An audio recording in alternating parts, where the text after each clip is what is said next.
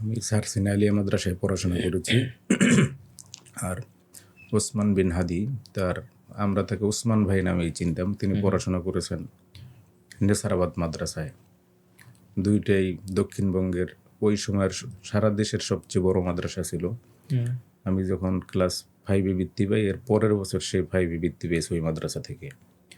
আবার ক্লাস তখন 8-এ, কি হ্যাঁ, পরিচয় ছিল আপনাদের? তো পরিচয় পরে হয়েছে, কিন্তু সে বৃত্তি পেয়েছে এটা মানে জেনেছি। আর আমি মূলত আমার লেখালেখি যার মাধ্যমে শুরু, সে আমার বন্ধু বা বড় ভাই, বন্ধুর মতো। আর ওসমান ভাইয়ের আবার সে শিক্ষক। আমি যখন সারসিনা পড়ি তখন সে আমাদের মাদ্রাসার বড় ভাই ছিলেন। আর এখানে পড়াশোনা শেষ করে সে ওই নেসারওয়াদ মাদ্রাসার শিক্ষকতায় চলে গেছেন। তখন ওসমান ভাই তার ছাত্র। আচ্ছা, তখন এই জহির ভাই, তিনি এখন শরীয়তপুরে একটা কামিল মাদ্রাসায় আছেন, তিনি বলছেন যে আপনার শিক্ষা প্রতিষ্ঠানের ম্যানেজমেন্ট করে ফেলুন সম্পূর্ণ ডিজিটালাইজড। ব্যবহার করুন তালিমি ক্লাউড স্কুল বা মাদ্রাসা ম্যানেজমেন্ট সফটওয়্যার। সফটওয়্যারটি সম্পূর্ণ ফ্রি ট্রায়াল নিতে এখনই কিউআর কোড স্ক্যান করুন বা কমেন্টে দেওয়া লিঙ্কের ফর্মটি ফিল আপ করুন। আমার তো ছোট ভাই আছে, যে হোক এরকম লেখে, তুমিও লেখো। আচ্ছা, জহির মানে ডামুড্ডা মাদ্রাসার ভাইস প্রিন্সিপাল জি সম্ভবত। জি জি। হ্যাঁ, আমি চিনেছি। তার সাথে মানে আমার লেখালেখি প্রথম কবিতা বা সবকিছু তার মাধ্যমে আর কি। এরপর যখন আমি দাখিলে বই বের করি প্রথম, গন্ধরাজের ডানা 2005-এ, আচ্ছা, এই বই জহির ভাই বললো যে তোমার কিছু বই আমাকে দিও। এটা কি কবিতার বই? হ্যাঁ, কবিতার বই, আচ্ছা, কিশোর কবিতা। পরে ওই বই যখন 2005-এ বের হয়, এই বই জহির ভাই বললো যে তোমার কিছু বই আমাকে নেসারাবাদ মাদ্রাসায় দেওয়ার ব্যবস্থা করো। আমি উনি তখন ওই নেসারাবাদ মাদ্রাসায় নেসারাবাদ ছিলেন। মাদ্রাসার শিক্ষক, হ্যাঁ, আচ্ছা, তিনি তখন। পরে ওখানে যাওয়ার পর এই বই নিয়ে যখন গেছি তখন ওসমান ভাই আসছিল, কিন্তু ওই আরো কয়েকজন আসছে, কথা হয়েছে, ওইটা আমার অত বেশি মনে নাই আর কি। তো আগের 2005-এর ঘটনা তো। এরপর যখন সারসিনা থেকে আমরা দাখিল 2006-এ দাখিল দিলাম, দেওয়ার পর তামিরুল মিল্লাতে পড়াশোনা করলাম আলিমে। এরপর ঢাকা বিশ্ববিদ্যালয়ে ভর্তি কোচিং একসাথে করছি আমরা। আচ্ছা, তখন থেকে মানে আমাদের ওই আগের যে বন্ধুত্ব, অল্প অল্প দেখা। এরপর ওসমান ভাই আমাকে একটা চিঠি লিখছিলেন ওই বই পাওয়ার পরে। আচ্ছা, তখন এই চিঠিও যখন আসলো ঢাকায়, যে ভাই আমি তো চিঠি দিয়েছিলাম, আমারও মনে পড়লো, তখন বন্ধুত্বটা আর কি আর আরো সে মজবুত হলো। মানে সীমাহীন ছিল, মানে মানে কি বলে, মিশো অন্য রকমের। আর ক্লাসে ছাত্র হিসেবে এরকম ছিল, ধরেন আমরা বিভিন্ন গ্রুপ ভার্ব, প্রিপোজিশন, এগুলি আমরা মুখস্থ করতাম একটা একটা। তা আমাদের স্যারে জিজ্ঞেস করতো, একটা শব্দ জিজ্ঞেস করতো, আমরা দাঁড়াইয়ে বলতাম, উত্তর দিতাম। ওসমান ভাইকে দেখতাম যে সে পুরা পৃষ্ঠাব্যাপী মানে মুখস্থ বলতো, মানে তাকে একটা একটা শব্দ জিজ্ঞেস করা লাগতো না। আচ্ছা, সে পড়া জিজ্ঞেস না করলে সে দাঁড়ায়, মানে এমন একটাই ছিল যে আমি পড়া বলবো এরকম একটা। তো সে দাঁড়িয়ে ওইভাবে বলতো। তো এখন এইভাবে যখন বলে, আমি আবার সারসিনা মাদ্রাসায় 7 বছর ফার্স্ট বলছিলাম, 5-এ বৃত্তি, 8-এ বৃত্তি। চিন্তা করলাম আমার থেকেও তো সে দেখি ভালো ছাত্র, এরকম একটা সে, তার সাথে আমার আরো সম্পর্ক হলো। আচ্ছা, এরপর ভার্সিটিতে ভর্তি হওয়ার পর আমি আবার ধরেন নর্মালি মানুষের সাথে একটু কম মিশতে চাই বা মিশি। আচ্ছা। ওসমান ভাই কি ইংরেজিটা একটু ভালো পারতেন? একটু না, অনেক ভালো। তিনি ইংলিশে তো একদম ফার্স্ট ইয়ার থেকেই, এই যে ইংরেজি ভালো পারা কি, ধরেন মাদ্রাসার ছাত্রদের যে ইংরেজিতে দুর্বল বলে না, এটা সে শক্তি হিসেবে নিত, যে আমি ইংলিশ সব কিছু মুখস্থ করে ফেলতো, এরকম একটা ছিল। ধরেন এই যে গ্রুপ ভার্ব, হাজার গ্রুপ ভার্ব তার মুখস্থ ছিল, এবং মানে দেখলে বলতে হবে এরকম না, পৃষ্ঠাব্যাপী ধরেন 20 পৃষ্ঠা গ্রুপ ভার্ব সে পুরা বলতে পারতো। তাকে আমরা দেখেছি সাইফোর্স কোচিং সেন্টারে ইংরেজি ইংরেজি শিক্ষক। পড়াতেন, আইএলটিএস ক্লাস নিতেন। এরপর বিসিএস এর কোচিং এ আমার টিচার ছিলেন আবার সে। আমি যখন বিসিএস পরীক্ষা দিই, আচ্ছা, সেখানে আমাকে নিয়ে গেছে, যে ভাই আসেন, গেছি। খুব সম্প্রতি তার একটা বই আমরা খুব বেশি আলোচিত দেখলাম, চান্স প্লাস হ্যাঁ, নয়। জি, জি, ইনফ্যাক্ট এটা আমি নিজেও সেই বইটা হ্যাঁ, পড়েছি ইউনিভার্সিটি তখন তো অ্যাডভেঞ্চারের আমরা সময়। মানুষ ওইভাবে চিনতো না যে হ্যাঁ। এরপর ওসমান ভাইয়ের সাথে আমার পরে ক্যাম্পাসে যখন আসি, আর ভাই তো আগে থেকেই লেখালেখি করতো মূলত, কিন্তু লেখালেখি এরকম হতো যে আমাকে ধরেন একটা কবিতা পাঠাইতো, বলতো যে ভাই এটা দেখেন, কিন্তু সে ফেসবুকে কখনো প্রকাশ করতো না। বা অন্য কোনো ছবি আমরা একসাথে, ওসমান ভাইয়ের সাথে কিন্তু আমার ছবি আছে, এখন আমি খুঁজে পাই না, ফেসবুকে দিই আমাকে ইনবক্স করছে, এখন আর মানে তার কোনো ছবি বা কিছু। এরপর যখন মানে এই যে আমাদের বন্ধুত্বের পরে আমি আবার চাকরিতে ঢুকে গেলাম, সে ওসমান ভাই ইনকিলাব মঞ্চ নিয়ে ব্যস্ত, তখন হোয়াটসঅ্যাপে অনেক কথা হইতো, প্রায় রেগুলার কথাবার্তা হইতো। এরপর আমি ক্যাম্পাসে গেলে চিন্তা করতাম, তার সাথে সবসময় মিডিয়া থাকতে একটু এড়ায় চলতে চেষ্টা করতাম। সে দেখতাম আমাকে বলতো, যে ভাই কই, সে চলে আসতো। এরপর একদিন এমন হয়েছে যে আমি টিএসসিতে ঢুকবো, সে মানে ওই সাংবাদিকদের নিয়ে বসা, ওখান থেকে উঠে এসে মানে জোর করে আমার নিয়ে তার চেয়ারে বসাইছে যে জিয়া ভাই বসেন। আচ্ছা। তখন এই যে ওমর ভাই, ওসমান ভাইয়ের যে বড় ভাই, সে আর একটা চেয়ার এনে হাদি ভাইকে বললো যে তুমি বসো, বলে যে না জিয়া ভাই বসুক, আমি পরে বসবো। বসলো না। তখন আমার একটু বিব্রত লাগতেছিল, আমি বললাম যে ভাই আমার একটা বন্ধুত্ব ক্লাস থাকলেও আছে, উনি আপনাকে আমরা হলো সম্মান, মাদ্রাসায় আমাদের যারা বন্ধু আমরা সবাই একজন আরেকজনকে আর কি আপনি করে বলি এখনো। চমৎকার। আমাদের যত বন্ধু বান্ধব আছে সবাই আমাকে ধরেন জিয়া বলে, খুব কম দু একজন আছে যে আমাকে জিয়া বলে, এছাড়া সবাই জিয়া ভাই বলে। আচ্ছা। তা আমরা এরকম ওসমান ভাই, ঢাকা সে ইউনিভার্সিটিতে আপনি জিয়া কোন ভাই, সাবজেক্টে ছিলেন? ইসলামিক হিস্ট্রি অ্যান্ড কালচারে ছিলাম। আচ্ছা আচ্ছা, অনার্স এবং মাস্টার্স দুটো ওখান অনার্স থেকে? মাস্টার্স, হ্যাঁ জি, ঢাকা বিশ্ববিদ্যালয় Fine. থেকে। এবং ওই ওসমান ভাই যে কবিতা লিখে লিখে আমাকে পাঠাইতো, তাই আমি এই সর্বশেষ তার যে বই লাবায় লাল শাক পুবের আকাশ, এটা আমাকে একটা কপি বলতে পিডিএফ কপি পাঠাইছে, বলছে যে আমাকে একটু প্রুফ দেখে দিবেন, একদম আপনি আপনার মতো দেখবেন, কোনো মানে মন্তব্য করা বা যে কোনো ব্যাপারে কিছু বলা নির্দ্বিধায় বলবেন, কোনো করবেন না। আর আমার একটা অভ্যাস, ধরেন আমি নর্মালি মানুষের নেগেটিভ সাইডটা না দেখার চেষ্টা করি, সে যে হোক, একটা মানুষ নেগেটিভ সাইড নাই কার, কোনোভাবেই দেখি না। পরে আমার বললো ভাই আপনি নির্দ্বিধায় বলবেন।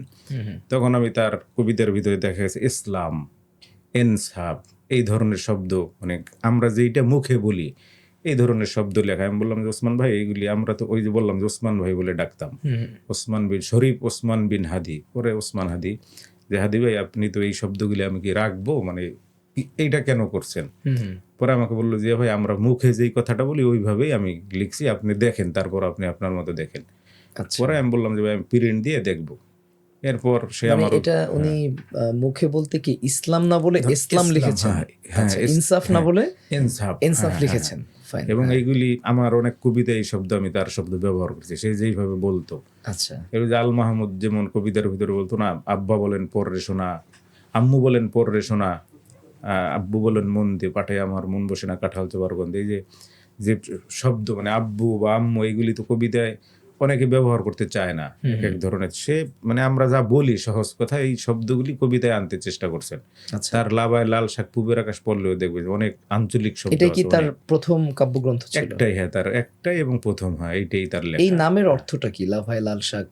এটা পুবের ভাই আকাশ। ওইভাবে বলে নাই কখনো, আমি শুধু ওই সীমান্ত শরীফ নিয়ে প্রশ্ন করছি বারবার যে ভাই আপনি এটা কেন বলছেন, এবং তার এই বই পড়ার পর আমি তাকে বলছি যে ভাই আপনি তো গুম হয়ে যাবেন, হ্যাঁ। আমি যখন প্রুফ দেখি।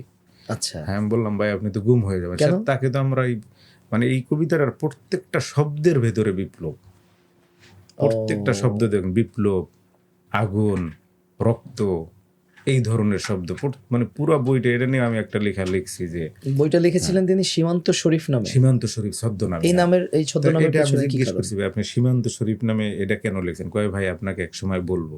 তার অল্প একটু একবার বলছে যে সীমান্ত মানে সে এই যে আধিপত্যবাদ বিরোধী যে কথাবার্তা সব সময় বলতে, সীমান্ত দিয়ে মূলত ওইটা ইঙ্গিত করছেন তিনি আর কি। আচ্ছা। আর আমি যখন বলছি ভাই আপনি তো গুম হয়ে যাবেন, পরে বলে ভাই গুম সমস্যা নেই, গুম হয়ে যাব, শহীদ হয়ে যাব, এটা তো কোনো ফ্যাক্ট না। এই কথাগুলো কখনকার?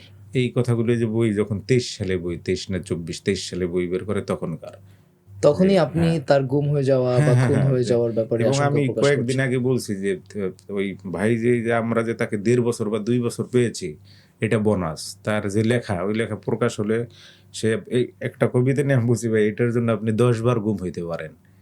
পরে বলছে না আমার সমস্যা নাই। তার ওই কবিতার বইতে অনেক ধরনের শব্দ আছে যে এটা কি শব্দ মনে আছে আমরা কোন কবিতার ব্যাপারে আমরা বলেছিলেন? ভয়ে ভয়ে লিখতাম না। ওই আকসার কয়লা সম্ভবত এরকম কবিতাটার নাম না। আমরা বারবার বলতাম যে, আর তার যে শব্দ চয়ন, ধরেন সে যে একটা গালি দিছে আমাদের, এই গালিটা এমন যে আমরা সবাই মেনে নিতে পারছি। তার কবিতার ভিতরে শব্দ এরকম ছিল যে আমরা ওইটা আমাদের কাছে, তিনি যখন পড়তেন আমাদের কাছে স্বাভাবিক লাগতো, কিন্তু আমরা আবার যখন চিন্তা করতাম, ধরেন আমি এই যে 17-18 বছর কবিতা লিখছি, আমার অধিকাংশ কবিতা দেখবেন রাজনৈতিক, আচ্ছা। বিভিন্ন দুঃশাসনের বিরুদ্ধে, দ্রব্যমূল্যের বিরুদ্ধে, এক জায়গায় একটা অন্যায় অপরাধ হলে এর বিরুদ্ধে আমার অসংখ্য কবিতা, 3000-এর উপরে কবিতা আছে আমার শুধু এই সবই 17 বছরের লেখা। আপনি নিজে 3000 প্লাস কবিতা লিখেছেন? মিনিমাম, মানে এই শুধু 17 বছরের লেখা, 3000 আমি রেগুলার লিখি, প্রতিদিন লিখি। এই যে হাদি তুই ফিরে আয় যখন লিখছে, বাসে দাঁড়িয়ে দাঁড়িয়ে আমার লেখা, 10-15 মিনিটে লেখা, বাসে দাঁড়িয়ে লিখেছেন এটা? দাঁড়িয়ে লেখা, হ্যাঁ। আচ্ছা, আপনি এই হাদি তুই ফিরে আয়ের গল্পটা একটু মানে আমি একটু স্পেশাল করে শুনতে চাই। আসলে গানটা এত বেশি আবেদনময়ী একটা গান এবং আমাদের সাধারণ মানুষকে হাদির সাথে কানেক্টেড হওয়ার ক্ষেত্রে এই গানটা এত বেশি বড় ভূমিকা রেখেছে। আমি গানটার মানে পুরো গল্পটাই শুনতে চাই যে আসলে কেন আপনার মনে হলো যে এই গানটা লিখতে হবে? এটা কি গান আকারে লিখেছিলেন না, না আমার কবিতা কবিতা লিখেছেন? কবিতা হিসেবে লিখেছি আমি ওই হাদি ভাই যেদিন গুলিবিদ্ধ হলো ওই দিন মানে তাকে আমি টেক্সট করছি, মানে হোয়াটসঅ্যাপে কল দিছি, কল ধরে না, গুলি কোনো পত্রপত্রিকায় আসে নাই, শুধু একজনে বলছে যে গুলিবিদ্ধ হওয়ার সম্ভাবনা মনে হলো হয়েছে এরকম আর কি, একদম ওই টাইমটা 2-3 মিনিট আগে পরে কোথাও পাচ্ছি না, আমি গুগলে বারবার সার্চ দিয়েছি, পরে তাকে কল দিলাম, কলও ধরে না। পরে ভাবলাম কল অনেক সময় ধরতো না, কিন্তু সাথে সাথে 5-10 মিনিট পর আবার সে ভয়েস দিত আমাকে ব্যাক করতে, এটাও কিছু করতেছে না। একটু পরে দেখি ফেসবুকে একজন সাংবাদিক এটা লিখছে যে হাদি সম্ভবত গুলিবিদ্ধ, শরীফ ওসমান বিন হাদি। ভাবলাম, এরপর আমাদের যে নেসারবাদ মাদ্রাসার বিভিন্ন ছাত্র বন্ধু বান্ধব এদেরকে জিজ্ঞেস করলাম, এরাও একজন বললো যে হ্যাঁ। এরপর তো 15-20 মিনিটের ভিতরে আমরা নিউজ পেলাম যে হ্যাঁ। তখন এই ঘটনার পর একটা পরের দিন অর্থাৎ শুক্রবারেই 12 তারিখ তো গুলিবিদ্ধ হলেন না, শিশু একাডেমিতে একটা কাজে আসছিলাম, জুলফিকার শাহাদাত ভাই আছে, অনেক বড় ছড়াকার মিডিয়া ব্যক্তিত্ব, তিনি আমাকে দেখে ডাক দিলেন। এখন আমার মাথায় কেমন যেন একটা কবিতা, এই কবিতাটা ঘুরছে এমন একটা ভাব। এখন সে ডাক দিছে, উপেক্ষাও করতে পারি না, আবার ওইভাবে কথা বলবো তাও পারতেছি না এমন। তারপর আমি তার কাছে গেছি, যাওয়ার পর কথাবার্তা বলে আমি বলছি যে ভাই আমি বাসায় যাই। তো ওই শাহাদাত ভাইয়ের ইচ্ছে ছিল এরকম যে আমার সাথে হয়তো আর একটু কথা বলবে, তারপরও আমি বলছি ভাই আমি চলে যাচ্ছি। আমি হাঁটতে হাঁটতে হাদি তুই ফিরে আয় বলে একটা লাইন মাথায় আসছে। এরপর রিক্সায় উঠছি, উঠে ঠিকানা বাসে উঠছি, কোনো সিট নেই, দাঁড়ানো। তো গানটা যখন একটা লাইন যখন লিখছি, মানে 5-7 মিনিটে পুরোটা শেষ হয়েছে আমার লেখা, 4টা লাইন কম ছিল। তো বাসে যখন দাঁড়ানো দেখতেছি আমার মোবাইল এইভাবে না, এখানে আবার একটা কাপড় আর কি, তারা এখন আমি মোবাইল হাতে, আবার আমি ধরেন একটু হুজুর মানুষ, এখন মোবাইলে আমি কি ভিডিও করি না কি করি একটু কেমন লাগতেছে না। পরে আমি নিজে আবার একটু ঘুরে দাঁড়াইছি, ঘুরে দাঁড়ানোর পর দেখি ওই সাইডেও সেম অবস্থা।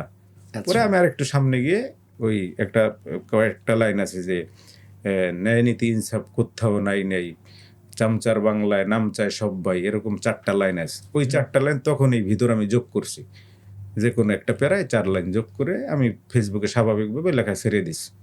আচ্ছা, লেখার পরে টোটাল কত লাইনের এটা?